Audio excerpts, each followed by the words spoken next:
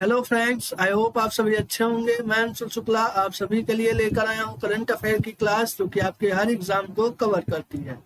इस सेशन में हम राष्ट्रीय व अंतर्राष्ट्रीय न्यूज को कवर करेंगे और उसके एनालिसिस करेंगे।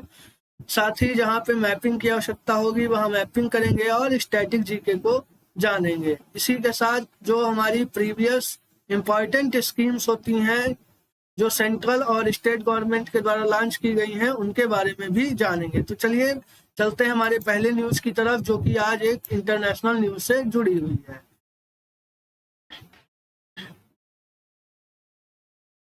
भारतीय मूल के थर्मन रत्नम किस देश के राष्ट्रपति बने हैं? इसका राइट आंसर हो जाएगा सिंगापुर। यानी सिंगापुर के अंदर अभी हाल ही में इलेक्शंस हुए थे, वहां पर इंडियन ओरिजिन या भारतीय मूल के थर्मन रत्नम वहां के नए राष्ट्रपति चुने गए हैं। सिंगापुर जो है वह साउथ ईस्ट एशिया का एक कंट्री है या एक देश है। इसकी जो कैपिटल हो जाएगी वह सिंगापुर सिटी हो जाएगी और इसकी जो करेंसी रहेगी वह सिंगापुर डॉलर हो जाएगी।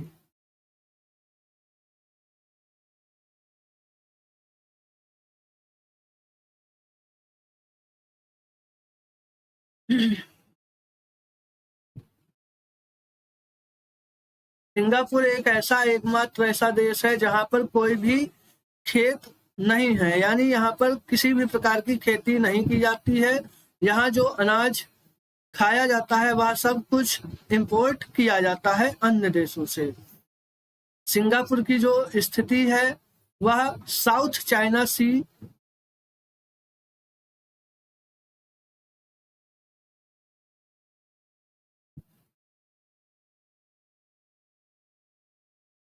सिंगापुर साउथ चाइना सी के अंदर लोकेटेड है। यहाँ पर जो लैंग्वेज बोली जाती हैं वह मैंड्रिन, तमिल और इंग्लिश लैंग्वेज यहाँ पर बोली जाती है सिंगापुर के अंदर। इसी के साथ बता दें कि सिंगापुर जो है उसके साथ इंडिया की सिटमैक्स और सिम्बैक्स ये दोनों एक्सरसाइज चाइना को काउंटर करने के लिए इंडिया और सिंगापुर के बीच कंडक्ट करी जाती हैं। इसी के साथ बता दें कि इंग्लैंड के अंदर जो प्रेजेंट टाइम में सीएम यहाँ पर प्रधानमंत्री हैं या प्राइम मिनिस्टर हैं वह ऋषि सुनक जी हो जाएंगे। यह भी इंडियन ओरिजिन या भारतीय मूल के हैं। आइए अगले क्वेश्चन की तरफ चलेंगे। रेलवे बोर्ड की पहली महिला सीईओ यानी पहली महिला चेयरपर्सन या अध्यक्ष कौन बनी है? तो रेलवे बोर्ड की जो पहली महिला अध्यक्ष बनी है वह जया वर्मा जी बनी है। इनका अभी हाल ही में अपॉइंटमेंट किया गया है। रेलवे बोर्ड के जो सबसे पहले सीईओ या चेयरपर्सन थे वह वीके यादव या विवेक कुमार यादव जी थे। और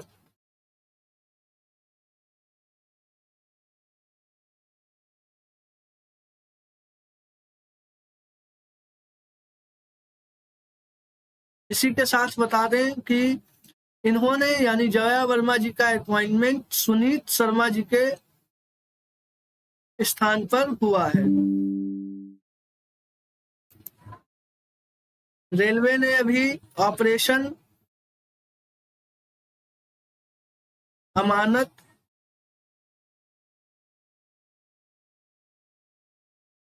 इसको शुरू किया था।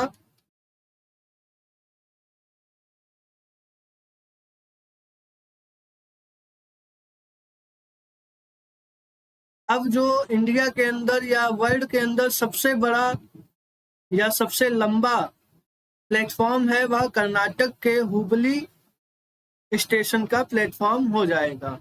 इससे पहले यह गोरखपुर का प्लेटफॉर्म विश्व का सबसे लंबा प्लेटफॉर्म हुआ करता था, लेकिन अब प्रेजेंट टाइम में लॉन्गेस्ट प्लेटफॉर्म हुबली हो जाएगा। यह कर्नाटक के अंदर स्थित है। अभी पीएम मोदी जी के द्वारा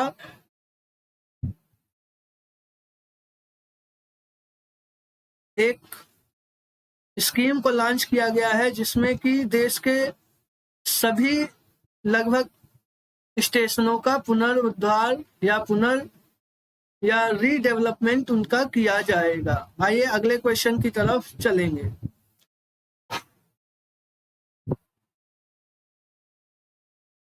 सूर्य मिशन किस के द्वारा लॉन्च किया गया है? यानी सूर्य मिशन आदित्य L1, इसको किसने लॉन्च किया है? तो सूर्य मिशन आदित्य L1 को इसरो के द्वारा लॉन्च किया गया है।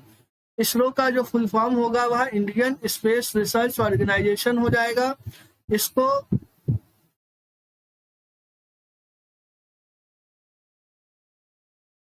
15 अगस्त 1969 को बनाया गया था। इसके जो सबसे पहले अध्यक्ष थे इसरो के,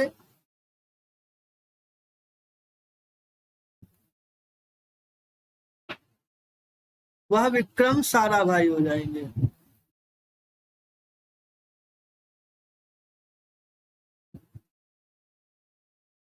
अभी हाल ही में इसरो के द्वारा चंद्रयान 3 को लॉन्च किया गया है, जो कि सफलतापूर्वक मून के साउथ पोल पर लैंड करा दिया गया है। इसी के साथ नासा का एक आर्टेमिस मिशन, जो कि मून का मिशन है, इसको भी नासा ने लॉन्च किया है।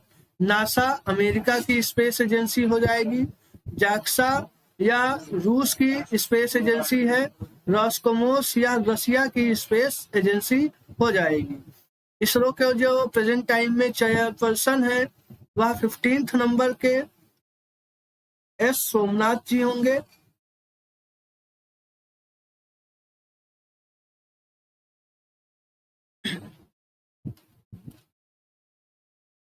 आइए आगे देखेंगे। यह आदित्य L1 मिशन है, जो कि सन की स्टडी के लिए भेजा गया है, और यह लगभग 6 जनवरी 2024 को सूर्य की कक्षा में या सूर्य के ऑर्बिट में पहुंचेगा। इसको PSLV की सहायता से भेजा गया है, यानी PSLV रॉकेट की सहायता से आदित्य L1 को भेजा गया है। चंद्रयान 3 जो गया था वह GSLV की सहायता से भेजा गया था। इसी के साथ कुछ और मिशंस हैं, आप उनके बारे में जान लीजिए। जैसे गगनयान मिशन, इसको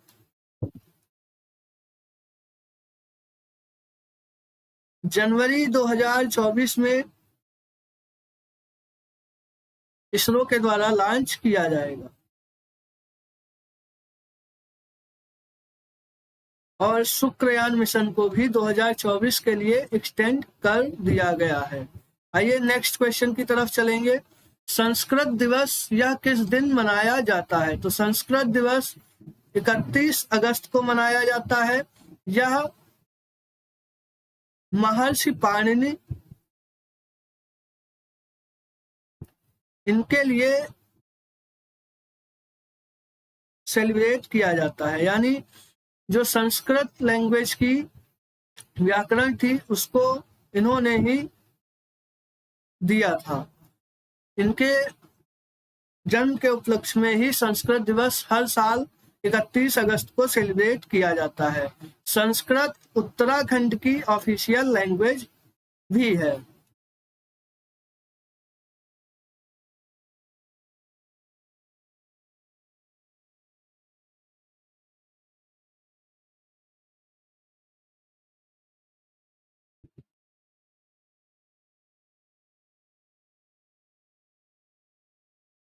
बारह अगस्त को एलिफेंट डे मनाया जाता है। या इसी दिन इंटरनेशनल यूथ डे भी सेलिब्रेट किया जाता है। और अभी हाल ही में 23 अगस्त को नरेंद्र मोदी जी ने डिक्लेयर किया है कि अब इसे हम नेशनल साइंस डे के रूप में सेलिब्रेट करेंगे, नेशनल साइंस डे,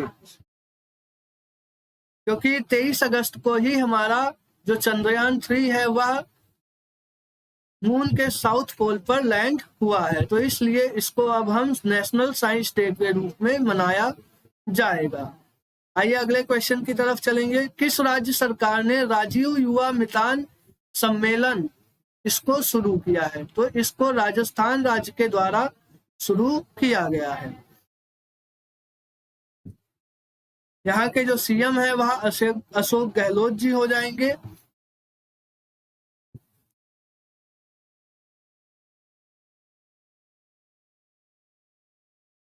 इन्होंने ही इस मिशन को यहाँ पर शुरू किया है। आइए अगले क्वेश्चन की तरफ चलेंगे।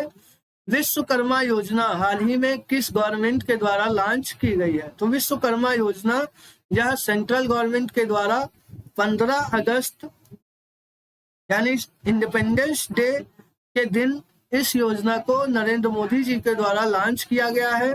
इसमें जो पारंपरिक तौर के जो उद्योग धंधे करने वाले लोग हैं, जैसे बार्बर, मोची, लोहार, सुनार, इन सबको 10,000 से लेकर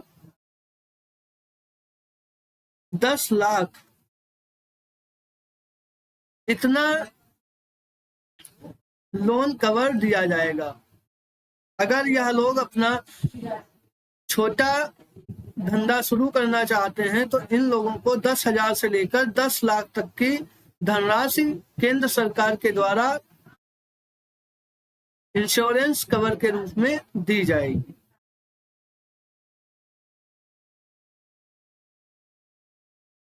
आइए अगले क्वेश्चन की तरफ चलेंगे।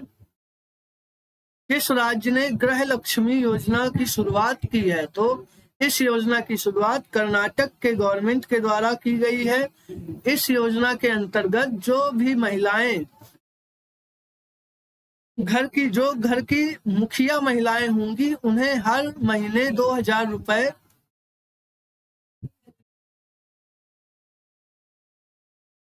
की सुविधा दी जाएगी। यानी जो कर्नाटक के अंदर वे महिलाएं हैं जो घर की मुखिया महिलाएं होती हैं, पर फैमिली में उन सभी के खाते में हर महीने 2,000 रुपए यहाँ की सरकार के द्वारा उनको लाभ दिया जाएगा। कर्नाटक की जो कैपिटल हो जाएगी वह बेंगलुरु होगी।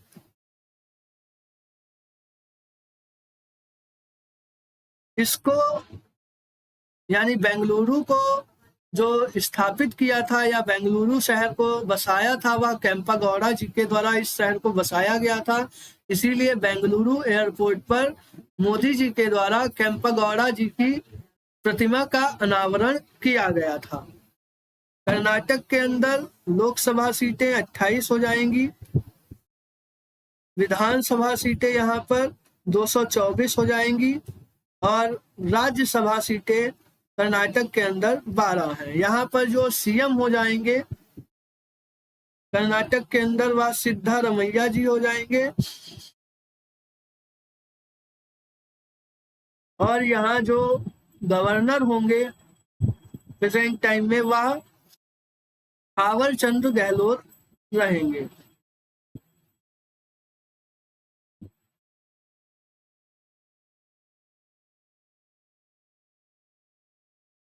कर्नाटक का पहले नाम मैसूर हुआ करता था या कर्नाटक को पहले मैसूर के नाम से जाना जाता था। कर्नाटक के अंदर मैसूर सिल्क यहाँ पर काफी ज्यादा फेमस है, यानी यहाँ का जो सिल्क है या वह काफी ज्यादा फेमस है। यहाँ की जो सबसे अच्छी मिठाई है वह मैसूर पाक हो जाएगी। मैसूर पाक यहाँ की राज्य मिठाई या राज मिठाई है। कर्नाटक के अंदर विरूपाक्षी टेम्पल,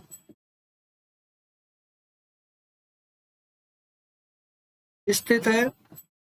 यह भगवान शिव को डेडिकेटेड है, या भगवान शिव का मंदिर है।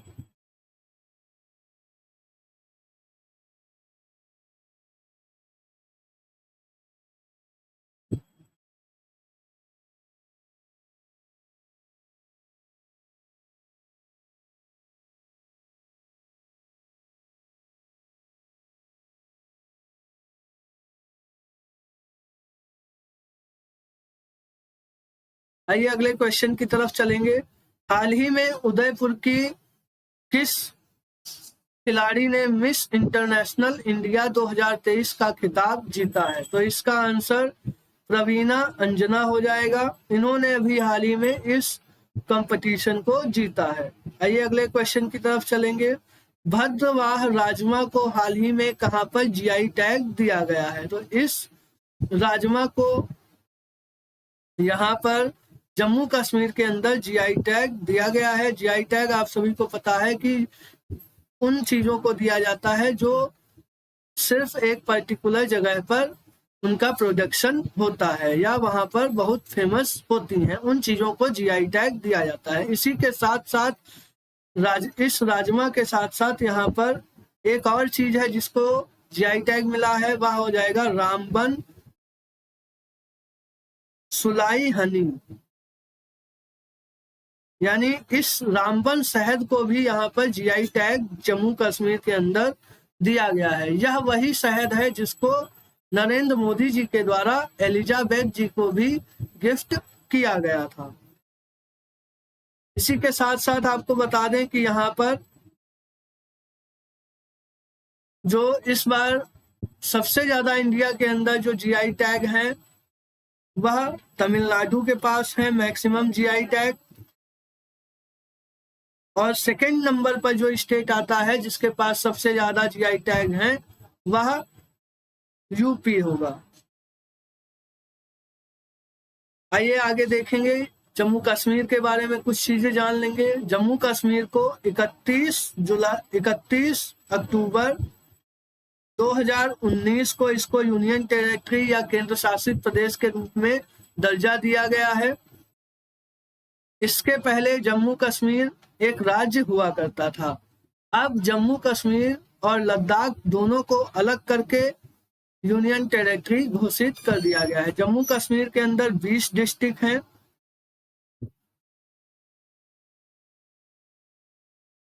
जम्मू कश्मीर की जो यह बॉर्डर लाइन है यह रेड क्लिफ लाइन के नाम से जानी जाती है, यानी पाकिस्तान और इंडिया के बीच जो लाइन बॉर्डर बनाती है उसको रेड क्लिफ लाइन के नाम से जाना जाता है।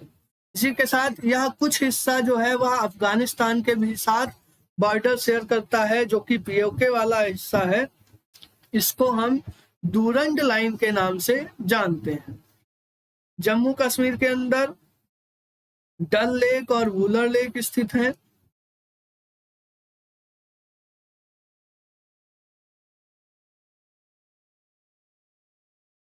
डल लेक पर अभी हाल ही में कुछ समय पहले एसबीआई के द्वारा फ्लोटिंग एटीएम को लॉन्च किया गया था जम्मू कश्मीर के अंदर।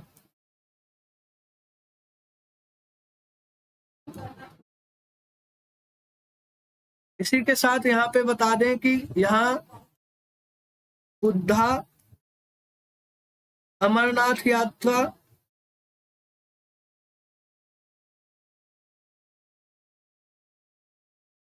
इसका आयोजन होता है।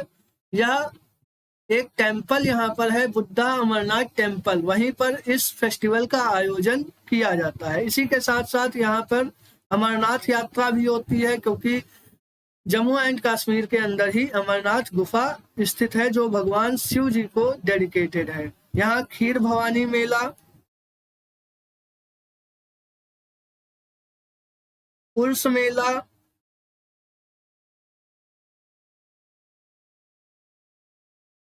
और खीर भवानी मेला, उर्स मेला होता है। लेवेंडर फेस्टिवल और ट्यूलिप फेस्टिवल भी जम्मू एंड कश्मीर के अंदर सेलिब्रेट किए जाते हैं। यहाँ झेलम रिवर स्थित है, यानी जो श्रीनगर है वह झेलम रिवर के किनारे पर स्थित है। आइए अगले क्वेश्चन की तरफ चलेंगे। स्वराज ट्रैक्टर का ब्रांड एम्बेसडर किसको चुना गया है? तो इसका राइट आंसर MS धोनी होगा, यानी स्वराज ट्रैक्टर का ब्रांड एम्बेसडर अब MS धोनी को चुना गया है। तो चलिए, यह था हमारा आज का सेशन। आई होप आप सभी को अच्छा लगा होगा। आप हमारे यूट्यूब चैनल एस्पिरेंट्स चॉइस को ज़्यादा से ज़्यादा सब्सक्राइब कीजिए तथा शेयर कीजिए। Thank you.